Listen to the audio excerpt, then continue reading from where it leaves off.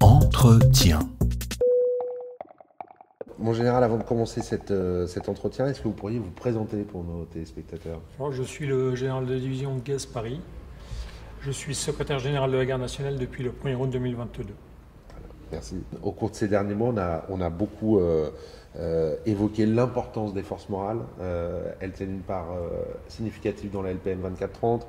C'était la thématique centrale du 14 juillet. Mais concrètement, mon général, les forces morales, qu'est-ce que c'est? Alors, je propose de revenir un peu en arrière. En fait, revenons au 5e siècle avant notre ère. Thucydide a dit « Les forces d'une cité ne résident ni dans ses remparts, ni dans ses vaisseaux, mais dans le caractère de ses citoyens. » Donc je pense qu'on a vraiment là le début de la définition des forces morales. Alors après, évidemment, ça a évolué avec le temps, en fonction de l'actualité, en fonction des événements dramatiques qui peuvent arriver ici ou là. Et en 2023, on a eu un défilé du 14 juillet qui était placé sous le signe « Nos forces morales ». On a eu une loi de programmation militaire qui est entrée en vigueur le 1er août 2023 et dont l'ambition est de rehausser les forces morales. Tout ça aujourd'hui me permet de dire que les forces morales peuvent se définir comme une capacité psychologique, alors qu'elle soit individuelle ou collective, peu importe, une capacité qui permet d'affronter, mais surtout de surmonter l'adversité. Je pense que les forces morales aujourd'hui, c'est ça. Et ce concept-là s'applique tant à la nation qu'aux forces armées. C'est pour ça que les forces morales, c'est un concept, encore une fois, qui ne peut être que global. Tout ça a pris encore plus de sens et de relief avec ce qui se passe en Ukraine depuis le 24 février 2022, la guerre aux frontières de l'Union européenne. On a une population ukrainienne qui fait bloc pour limiter, pour éviter l'invasion russe.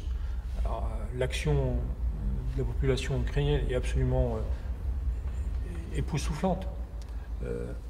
Cette action,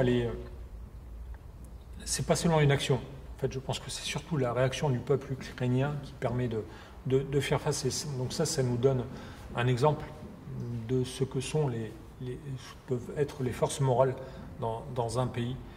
Et c'est ça qu'il faut qu'on arrive à... c'est ça dont il faut être impérativement conscient aujourd'hui dans notre pays en France. Il faut qu'on se serve de cet exemple ukrainien, ce qui se passe en Ukraine, la réaction de la population ukrainienne pour limiter les effets de l'invasion russe. On comprend bien l'importance des forces morales pour la nation ukrainienne, mais pour la nation française aujourd'hui, à quelle menace la mobilisation de la société française tout entière, la mobilisation de ces forces morales, à quelle menace ces forces morales sont supposées répondre? On peut aisément transposer ce qui se passe en Ukraine avec la réaction que pourrait être celle du peuple français, de la nation française, si on arrivait à essuyer un drame. Mais depuis 2015, moi j'observe qu'on enchaîne des crises. Et donc sur le plan national, on enchaîne des situations compliquées.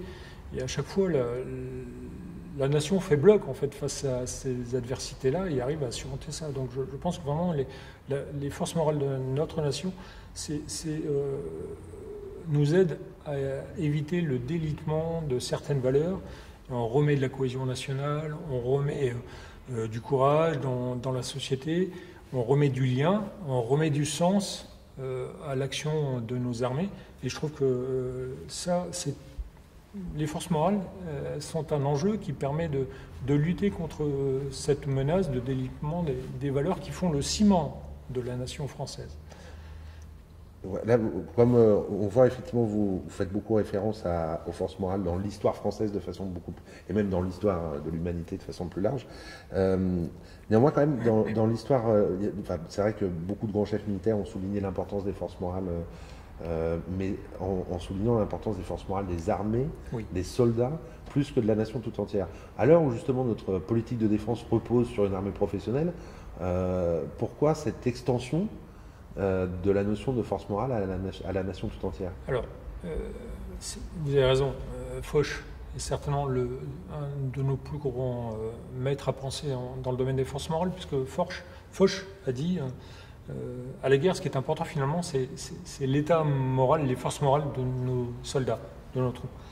Donc ça veut dire qu'il faut cultiver le moral des soldats, mais il faut aussi apprendre aux chefs militaires d'avoir un moral qui soit toujours excellent pour amener les troupes au combat. Quand on parle du moral du soldat, évidemment, il y a tout ce qui est courage, il y a tout ce qui est cohésion, il y a tout ce qui est discipline, il y a tout ce qui est force et sens du collectif. Après, le moral du chef, il faut le cultiver aussi. Il faut lui apprendre à résister, il faut lui apprendre l'endurance, la persévérance, pour qu'il puisse ensuite amener ses soldats et ses forces armées au feu et puis faire jouer son rôle de combattant, en fait. La force morale de la nation, elle est absolument indispensable parce qu'elle évite aujourd'hui d'avoir une force armée qui est coupée de la nation. On ne peut pas... les forces morales de la nation, c'est la défense de la nation par la nation, en fait. La notion de défense, je renvoie à l'exception gaulienne de la notion de défense, c'est la défense globale, en fait, c'est pas que la défense armée. Et donc aujourd'hui, toutes les questions de défense et de sécurité, ça concerne tout le monde. Et aujourd'hui, si on veut avoir une armée qui soit capable de bien remplir sa mission de défense, il faut qu'elle ait l'appui et le soutien moral de la société, de la nation. Si elle n'a pas ça, si on n'a pas ça dans notre société, on loupe quelque chose. Et donc c'est pour ça que cette notion de force morale est beaucoup plus englobante que celle des simples forces morales des armées. Et quel doit être le rôle de la réserve justement dans cette dynamique qui elle aussi doit accompagner le renforcement des forces morales? Alors vous avez raison, la réserve elle joue un rôle absolument essentiel et déterminant dans les forces morales. Pourquoi? Simplement parce que le réserviste aujourd'hui, il est à la charnière entre la nation et ses armées. Et donc il est aujourd'hui un des seuls éléments, un des seuls outils qui est en capacité de contribuer à la diffusion de l'esprit de défense au sein de la société. Alors je parle d'esprit de défense au sens large, parce qu'on a aussi les questions liées à la sécurité intérieure qui sont omniprésentes dans notre société. Et donc aujourd'hui, les engagements opérationnels récents que les réservistes ont joués, je pense à Tempête Tirma, sur laquelle des réservistes ont été engagés, la crise sociale des Gilets jaunes, évidemment la crise sanitaire, la crise environnementale, les crises climatiques, enfin, tout ça. À chaque fois, les réservistes ont participé à la gestion de ces crises. Et donc, ils sont apparus aujourd'hui comme un vrai outil de résilience qui aide à la gestion des crises. Et quand on fait de la gestion de crise, quelque part, on renforce la cohésion nationale et donc, logiquement, on rehausse les forces morales de notre pays. C'est en ça que les réservistes opérationnels sont aujourd'hui un acteur essentiel, un acteur clé de la résilience de notre pays. Donc le rôle d'une crise est toujours assez déterminant. Et à ce sujet, la garde nationale a été créée en 2016, à la suite des attentats de l'année 2015. Pourquoi avoir décidé de cette création à cet instant précis, en fait?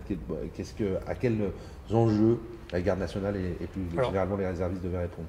Il faut revenir quelques années en arrière. Je pense qu'il faut se remettre dans le contexte de 2015-2016, les attentats terroristes dramatiques qui ont frappé notre pays. Le président de la République de l'époque, François Hollande, a senti qu'il y avait un désir d'engagement fort de la jeunesse. Et donc il a décidé de créer la garde nationale, qui est un petit peu le réceptacle de toutes ces énergies qui sont manifestées alors et qui voulaient être utiles au pays. Aujourd'hui, la garde nationale, c'est 77 000 réservistes opérationnels de 2 ministères, le ministère des Armées, le ministère de l'Intérieur et des Outre-mer, et qui contribuent à la défense, à la sécurité, à la protection de notre territoire. Aujourd'hui, la garde nationale est confrontée à un vrai enjeu, puisque le président de la République a dit qu'on va doubler les réserves. Donc c'est valable tant évidemment du côté du ministère des Armées que du ministère de l'Intérieur. Et ce doublement des réserves fait que la garde nationale a un rôle à jouer pour accompagner cette montée en puissance de la réserve opérationnelle. On a eu les réservistes du 13, c'est-à-dire toute cette génération spontanée après les attentats qui a eu envie de s'engager pour la défense de la nation. Est-ce qu'il y a eu les réservistes aussi du 24 février 2022 ? Alors, dans le cadre de mes fonctions de secrétaire général de la garde nationale, moi j'observe que la notion d'engagement, la valeur de l'engagement, elle est omniprésente depuis 2015, les attentats terroristes. Alors, elle se traduit différemment en fonction de l'enchaînement, voire de la succession de crises qui, au plan national, émaillent notre quotidien. Toutefois, j'observe vraiment que ce désir d'engagement, il est continu. Alors plus que la date du 24 février 2022, ce que je vois, moi, dans les fonctions de secrétaire général, c'est qu'aujourd'hui, ce qui a changé par rapport à 2015, c'est qu'on a un vrai engagement des employeurs, c'est-à-dire les personnes morales, les entreprises, qu'elles soient publiques ou privées, décident aussi de s'engager de manière citoyenne pour aider leurs salariés, qui sont réservistes, à donner du temps pour être utiles à leur pays. Alors tout ça se traduit très concrètement par la signature de conventions de partenariat avec la Garde nationale. Ces conventions permettent d'accroître la disponibilité et l'employabilité des réservistes qui sont immergés dans les entreprises et réservistes qui donnent de leur temps pour être utiles à leur pays. Et aujourd'hui, la montée en puissance de la réserve dont je parlais tout à l'heure ne peut pas se faire, ne peut pas s'envisager sans l'appui des employeurs. Ils jouent un rôle essentiel et ils l'ont bien compris. Et je signe vraiment aujourd'hui un nombre beaucoup plus important de conventions de partenariat que par le passé, simplement parce que j'ai vraiment la faiblesse de penser qu'il y a un engagement citoyen de la part des personnes morales. Je pose une question, ça ne vous dérange pas, qui n'était pas prévue. Bien sûr. Est-ce que ça permet de répondre aussi aux enjeux de... parce que quand on pense aux réservistes, on pense à Sentinelle, mais c'est pas que Sentinelle. Je sais pas, aux enjeux de la réserve dans la cybersécurité, enfin dans des fonctions où il y a besoin de gens hyper qualifiés et qui peuvent justement apporter leur savoir-faire aux armées. Bien sûr. Alors aujourd'hui, on a certes une montée en puissance en quantité des réserves, puisque le président de la République a dit on va la doubler, la réserve opérationnelle. Mais il y a aussi une montée en compétences, avec la recherche de qualifications rares et critiques, dont les armées ou les forces de sécurité intérieure ne disposent peut-être pas complètement. Alors, vous prenez l'exemple du cyber, c'en est un, mais évidemment, il y a aussi des tas d'autres exemples. On a besoin de logisticiens, on a besoin d'infirmiers, on a besoin de médecins. Donc, cette montée en puissance de la réserve, telle qu'elle est souhaitée aujourd'hui, elle est double en fait. Il y a certes une augmentation du volume, il y a aussi la recherche de compétences critiques et rares qui, pour le coup, peuvent être utiles au pays pour faire face à toute l'adversité qu'il peut connaître. Est-ce que, d'une certaine manière, on n'est pas un peu en train de repenser notre modèle d'armée, c'est-à-dire on est passé d'une armée professionnelle avec évidemment toujours des réservistes, mais où là, cette importance nouvelle donnée à la réserve, on est avec une armée professionnelle massivement suppléée par des réservistes. Alors, moi, je n'adhère pas à 100% au concept d'armée professionnelle suppléée par la réserve. Moi, je pense qu'aujourd'hui, la réserve, elle est parfaitement intégrée à l'armée d'active. Et on le voit dans les engagements de nos réservistes, ils font exactement les mêmes missions que les militaires d'active. Ils ont les mêmes équipements. Il n'y a pas de signe distinctif sur une tenue qui permet de voir si vous êtes réserviste ou militaire d'active. Donc pour moi, aujourd'hui, la réserve, elle est parfaitement intégrée à l'armée d'active. Et je pense que c'est aussi ça qui fait que la notion de force morale devient une acception, enfin devient très globale en fait. C'est parce qu'on a des gens qui sont parfaitement immergés dans nos armées, qui comprennent le tissu territorial dans lequel ils vivent, et donc ils pourront être d'autant plus efficaces au service des armées. Et c'est valable aussi évidemment pour les forces de sécurité intérieure. Moi je vais prendre l'exemple d'une armée que je connais bien, d'une force armée que je connais bien, la gendarmerie nationale. Aujourd'hui la gendarmerie elle ne peut pas fonctionner sans ses réservistes, elle ne peut plus fonctionner sans ses réservistes. Donc c'est bien la preuve qu'ils sont partie intégrante, ils sont un tout avec les gendarmes qui sont dans les brigades territoriales. Après, l'objectif fixé par le ministre des Armées, Sébastien Lecornu, en 2035, lorsque le ministre dit « je souhaite qu'il y ait un réserviste pour 2 militaires d'active ». Donc, en fait, tout ça veut dire qu'il y aura un bloc de 300 000 bonhommes. Il y aura certes des réservistes, mais il y aura aussi des gens d'actifs. Mais en tout cas, il y aura une armée de 300 000 militaires d'actifs ou de réserve, mais une armée de 300 000 militaires, donc un bloc. Merci.